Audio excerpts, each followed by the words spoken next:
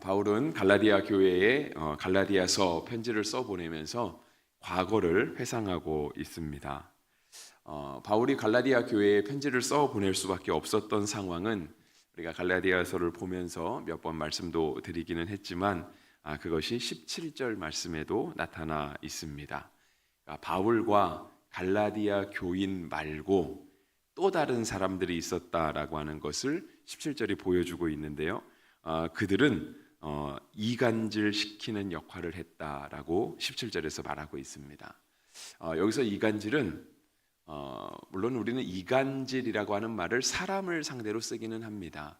사람과 사람 사이에서 또 다른 제3자가 와서 그 좋은 관계를 깨트리려 하는 것, 그것이 바로 이간질에 해당하겠죠.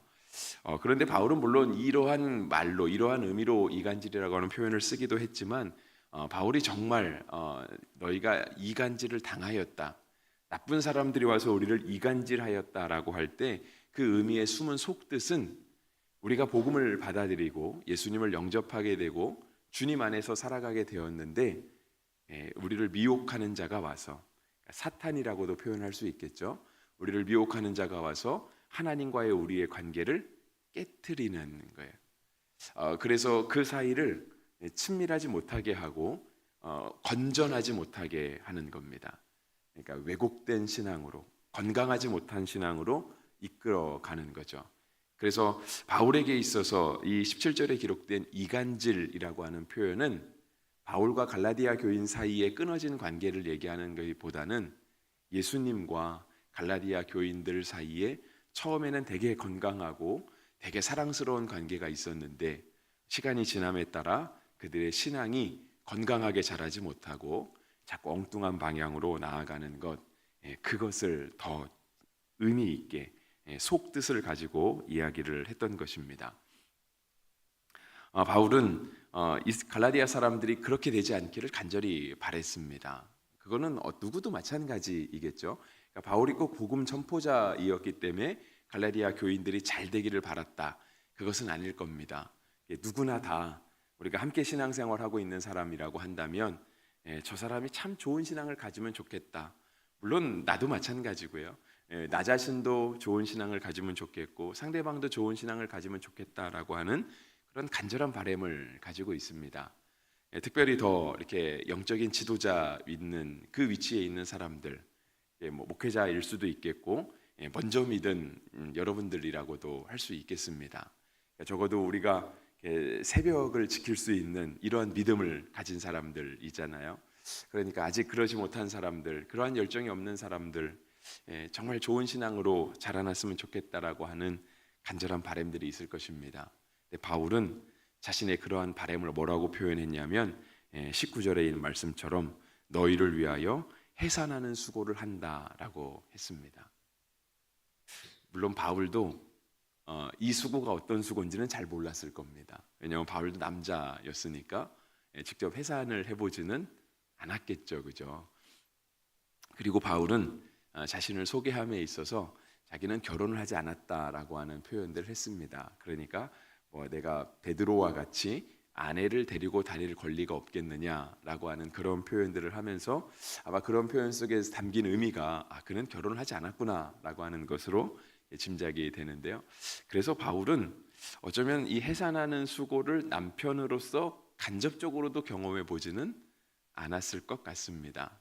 물론 이렇게 결혼하고 아이를 낳는 것이 우리의 인류의 역사에 있어서 너무 자연스러운 일이니까 그런 것들에 대해서 이해를 못하지는 않았겠지만 직접적인 경험은 못 해봤을 거예요. 근데 바울은 그 용어를 쓰고 있어요.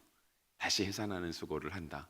아마 바울이 이 땅에 가장 큰 아픔과 어려움이 있다라고 한다면 어머니가 자녀를 낳는 아마 그 수고가 아니겠는가라고 생각을 했던 것 같아요. 그래서 내가 알고 있는 가장 고통스러운 과정, 가장 수고로운 과정, 하지만 가장 그 사랑이 담긴 가장 사랑스러운 그 과정을 이렇게 언급하면서 내가 갈라디아 교인들을 그렇게 다시 양육하기를 원한다라고 하는 마음을 표현하고 있습니다. 이것이 꼭 바울의 마음만은 아니겠죠. 우리가 저는 늘 이렇게 부모님들의 모습을 하나님의 모습과 가장 많이 비교하는 것 같은데요. 그죠? 자녀를 포기하지 않는 부모, 우리 주님도 우리를 포기하지 않으시는 거죠. 우리가 때때로 이렇게 많은 부족한 모습을 보인다 할지라도 주님은 우리를 야, 이제 그만하자라고 하시는 그런 경우는 없으신 것 같아요. 주님 우리를 포기하지 않으시죠. 끝까지 정말 천국문에 이를 때까지 주님이 늘 우리를 도우시고 인도하시는 그러한 일들을 해주시는 거죠. 저도 여자가 아니라서 해산하는 수고를 다시 하는 게 어떤 마음인지는 잘 모르겠습니다. 뭐 자녀를 많이 낳으신 분도 있고 또 자녀를 안 낳으신 분도 있고 또 아니면 뭐 아주 소수 한 명, 저도 한 명밖에 없긴 하지만 그렇게 자녀를 낳으신 분도 있습니다. 근데 우리가 이 땅을 살아오면서 겪었던 가장 고통스러운 순간, 가장 힘들었던 순간을 정말 간신히 넘어왔는데 정말 이제 두 번 다시 하고 싶지 않을 정도로 넘어왔는데 우리가 그것을 다시 해야 된다라고 한다면 과연 우리가 그것을 선뜻 다시 할 수 있을까라고 하는 생각을 해봅니다. 신대원에서 그러니까 신학대학원에서 같이 공부한 목사님이 독일에서 목회하면서 공부도 하고 있는데요. 갈 일이 있어서 한번 갔습니다. 그래서 이제 동기 목사님 교회에 가서 이제 설교 한번 하고 왔는데 아무래도 독일에 있다 보니까 유학생들이 많아요. 그래서 이제 한인 교회라고 했지만 뭐 그렇게 많은 숫자는 오지 않았는데 대부분의 사람들이 다 유학생들이더라고요. 그러니까 학위를 준비하고 있는. 그들이 학위를 준비하고 있는 그 소망이 있겠죠.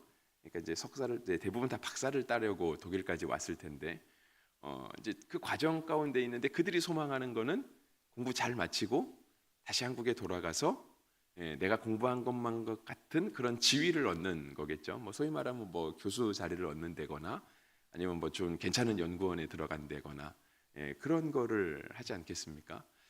그런데 뭐 공부해 보신 분들 여기 계셔서 아시겠지만 박사 공부를 한다는 게 그렇게 쉬운 건 아니잖아요. 물론 또 박사 공부를 한다고 해서 공부를 다 끝낸 것도 아니고요.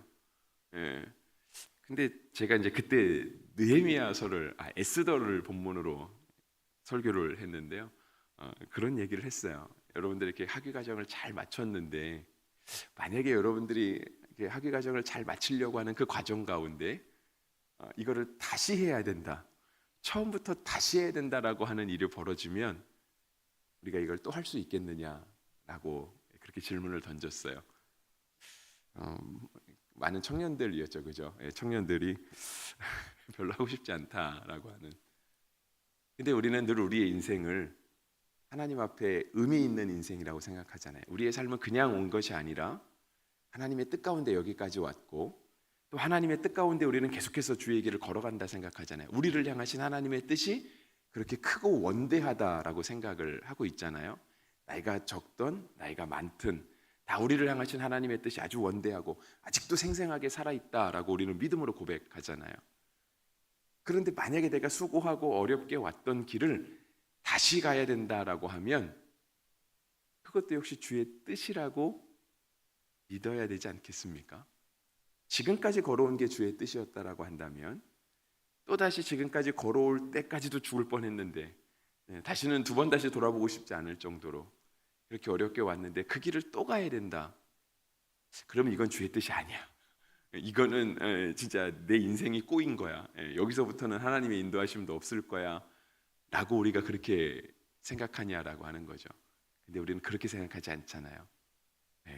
우리가 아무리 고통 중에 있어도 주의 도우심을 구하고 주의 은혜를 구하고 그 뜻은 그죠? 우리의 삶 가운데 내가 원치는 않았지만 내가 받아들이고 싶지는 않지만 여전히 우리는 주의 뜻 가운데 있다라고 앞으로도 우리가 지금까지 주의 은혜로 걸어왔다면 앞으로 걸어갈 길도 주의 은혜 가운데 그렇게 걸어갈 수 있을 것이다 라고 믿음으로 고백하는 거죠. 바울의 이 19절의 고백은 어쩌면 그와 같은 거예요. 그는 다시 해산하는 수고를 한다라고 할 때 정말 안 했으면 좋겠다라고 하는 그런 마음이 있었을 것 같아요.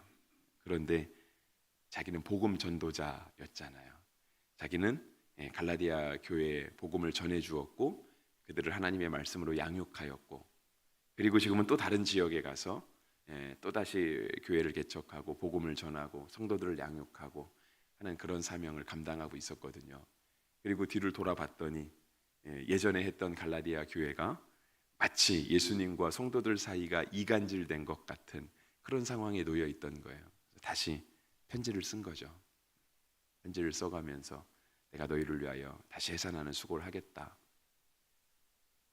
물론 갈라디아 교인들이 어떻게 받아들였을지는 잘 모르겠습니다. 갈라디아 교인들은 어쩌면 그렇게 꼭 기쁘게만은 받아들이지 않았던 것 같아요. 그 내용이 이제 12절부터 있는 겁니다. 12절부터 16절까지 있는 거예요. 16절은 그러잖아요. 그런즉 내가 너희에게 참말을 함으로 원수가 되었느냐. 바울이 느낌이 이거예요. 바울은 내가 다시 갈라디아 교인들을 향해 해산하는 수고를 하겠다. 그렇게 하나님 앞에 결단하고 주님 진짜 하기 싫지만 제가 다시 해보겠습니다. 그 걸음을 다시 걸어가고 있는데 갈라디아 교인들은 마치 바울이 느끼기에는 원수가 된 것 같은 그런 느낌이 들 정도였습니다. 그런데도 해야 될까요? 말아야 될까요? 그렇죠. 하는 게 맞겠죠. 만약에 사도 바울이 야, 너희랑 나랑 이제 원수된 것 같으니까 너희끼리 알아서 해. 뭐 좋은 목회자가 오든지 너희가 신앙을 알아서 꾸려가든지 너희가 하겠지 라고 했다면 우리가 사도 바울을 그렇게 좋은 시장의 그러니까 복음의 전도자 정말 하나님 앞에 나의 달려갈 길을 그 길을 끝까지 마쳤던 사람이라고 인정하지 않겠죠, 그죠? 사도 바울은 그 길을 다시 걸어갑니다. 다시 하나님의 말씀으로 그들을 양육하고 같이 해산하는 수고를 하는 것처럼 그들을 위하여 다시 목회를 하는 그런 자리로 나아갔던 거죠. 저는 우리의 삶도 주님 앞에 그렇게 되었으면 좋겠습니다. 물론 고통스러운 과정은 다시 걷게 되지 않기를 간절히 바라고요. 하지만 우리가 고통스러운 과정은 다시 걷지 않는다 할지라도 우리는 늘 주님 앞에 다시 일어서고 마음을 다시 다잡고 그렇게 걸어가는 거죠. 그렇게 마음을 다잡고 걸어가도 때때로 우리의 신앙의 모습이 실패할 때도 있고 주님 보시기에 부끄러울 때도 있고 그렇지만 거기서 또 무너지는 것이 아니라 다시 일어나고 또다시 주님 앞에 그렇게 선한 열정을 낼 수 있는 것, 그것이 바로 우리가 하나님 앞에서 가져야 되는 건강한 신앙의 모습이 아닌가 생각을 해봅니다. 토요일 날 우리 자녀들이 몇 명 와주는데 너무 고맙죠, 그죠? 우리 자녀들이 앞으로 더 자라나지 않겠습니까? 지금의 나이에 머물러 있지 않고 초등학교에서 중학교, 중학교에서 고등학교, 고등학교 대학교, 또 사회로 진출하는 과정. 그들은 이런 과정 속에서 얼마나 많은 실패를 경험할까요? 얼마나 많은 좌절과 포기하고 싶은 마음을 경험할까요?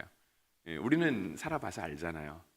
물론 우리가 성인이 돼서 살아가는 그 모든 어려움과 그 힘들었던 과정은 그렇죠? 우리가 학교 다닐 때에 비하면 학교 다닐 때 겪었던 어떤 그런 고민과 갈등들은 아무것도 아니었죠, 그죠?